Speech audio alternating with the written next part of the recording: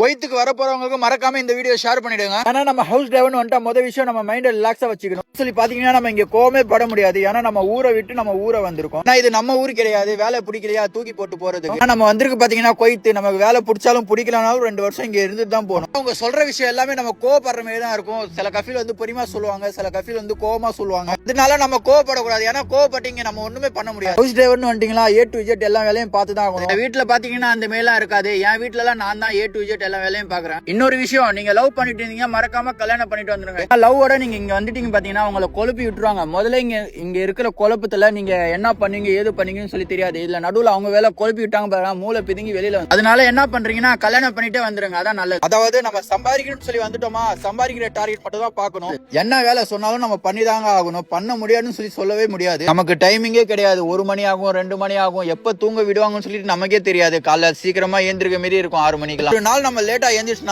நம்ம போட்டு கிளின்னு கிழிச்சிருவாங்க. எல்லாம் ஓகேனா வாங்க.